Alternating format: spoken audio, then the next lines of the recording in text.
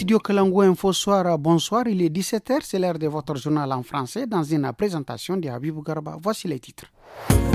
La BCEAO a mis en place une plateforme régionale permettant des transferts et paiements instantanés dans l'espace IMOA. Les détails à suivre.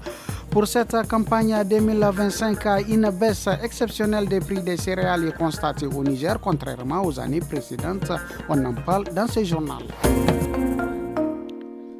30 septembre dernier, la Banque centrale des États de l'Afrique de l'Ouest, BCEAO, a lancé officiellement la plateforme interopérable du système de paiement instantané de l'IMOA. Cette infrastructure permet des transferts et paiements en temps réel. L'économiste Adamou Louché Ibrahim joint au téléphone par Taran Foudé Ahmed. Le lancement de la plateforme de l'IMOA représente une véritable révolution dans les échanges financiers entre particuliers, entreprises, institutions et administrations publiques. Deuxièmement, la plateforme mise en place par la BCEAO repose sur une infrastructure commune, moderne et inclusive qui promet des transactions plus simples, rapides et sécurisées. Désormais, chaque citoyen de l'Union pourra ainsi effectuer ou recevoir un paiement en quelques secondes, à toute heure et en tout lieu, contre plusieurs jours auparavant. Cette innovation devrait stimuler l'économie régionale grâce au gain de temps, à la fluidité des échanges et à la promotion accrue de la finance numérique. Par ailleurs, le ministre burkinabé de l'économie et des finances Aboubakar Nakabo est désigné président du Conseil des ministres de l'IMOA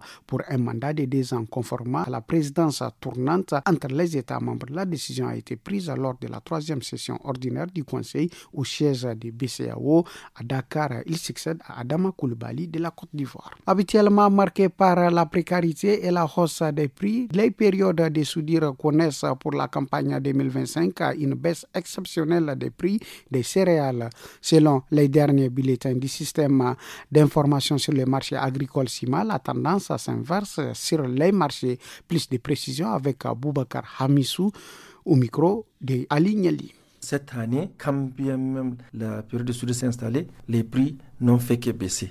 Et ce qu'on aura constaté, d'abord, c'est les mesures prises par les autorités, les questions de sortie, anarchique des produits qui font que souvent les produits ne sont pas disponibles sur nos marchés. Cette question a été recadrée. Deuxièmement, la campagne passée, elle a été bonne, aussi bien pour le Niger que pour la sous-région. Et ça a fait que les commerçants ont fait les déstockages commerciaux et même l'OPVN a fait des déstockages. Donc, tous ceux-ci sont les facteurs favorables à cette baisse des prix. L'Association pour la promotion de l'élevage au Sahel et en savane a rendu publique hier une déclaration présentant des préoccupations et attentes du monde pastoral. L'annonce a été faite en marge de la clôture de la 58e édition de la Kir Saleh à Ingel de la région d'Agadez. Suivi un extrait lu par Dr Adamou Seini, des propos recueillis par Anissé Karim. Pour renforcer la contribution de l'élevage à la croissance économique nationale, il s'agit de prévenir la dégradation de la paix afin de sécuriser les pasteurs et leurs troupeaux. Plus d'investissements adaptés en faveur de la deuxième mamelle économique de notre pays. Nous attendons une application stricte des textes en vigueur pour lutter contre le phénomène de l'accaparement des terres pastorales qui prive les pasteurs de leur droit fondamental de mobilité reconnu et garanti par l'État et les collectivités territoriales.